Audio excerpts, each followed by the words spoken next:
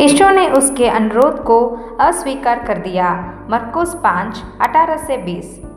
और जब वे नाव पर चढ़ा तो वे व्यक्ति जो दुष्टात्माओं से ग्रस्त था उससे विनती करने लगा कि वे उसके साथ रहे, लेकिन यीशु ने उसे इसकी अनुमति नहीं दी, बल्कि उससे कहा, अपने घर जाकर अपने मित्रों से कहो कि प्रभु ने तुम्हारे लिए क्या क्या बड़े काम किए हैं और कैसे उसने तुम पर दया की है। और वे चला गया और डिकापोलिस में ये प्रचार करने लगा कि यीशु ने उसके लिए क्या क्या किया है, और सब लोग अचंभा करने लगे।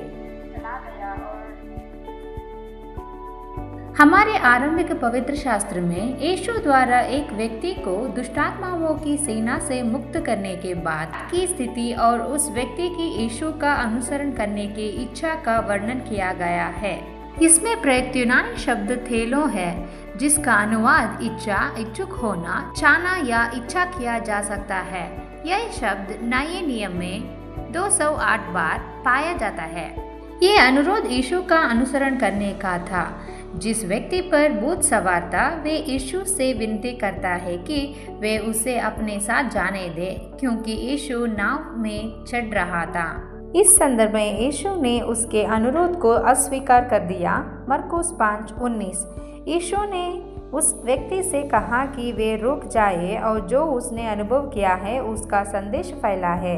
ये पहली बार हो सकता है कि यीशु किसी संभावित अनुयायी को पीछे छोड़ रहा हो, लेकिन ऐसा इसलिए क्योंकि परमेश्वर ने उसके लिए एक बड़ा उद्देश्य तैयार किया है। यही वे उद्देश्य है जिसके लिए हमें बुलाया गया है।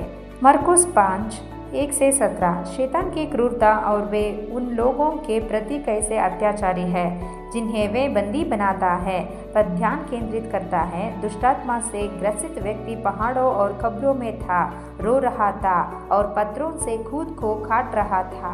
जब उसने यीशु को देखा तो वे अपने सामान्य क्रोध के बजाय श्रद्धा के साथ उसके पास भागा।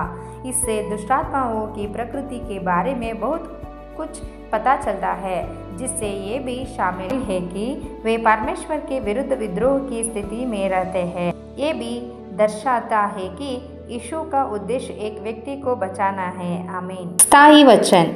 ये टिप्पणी इस बात पर केंद्रित है कि यीशु ने दुष्टात्माओं की सुहारों में प्रवेश करने की अनुमति क्यों दी। यीशु सभी को दुष्टात्माओं की असली इरादे को दिखाना चाहता था, जो इस आदमी को नष्ट करना था। अद्भुत उद्धार का प्रकटीकरण। मरकुस 5:13-15। और यीशु ने तुरंत उन्हें अनुमति दे दी। तब अशुद्ध आत्माएं निकलकर स्वर्गों में प्रवेश कर गई। उनकी संख्या लगभग 2000 थी और झुंड तेजी से ऊंचे पहाड़ से नीचे समुद्र में भाग गया और समुद्र में डूब गया।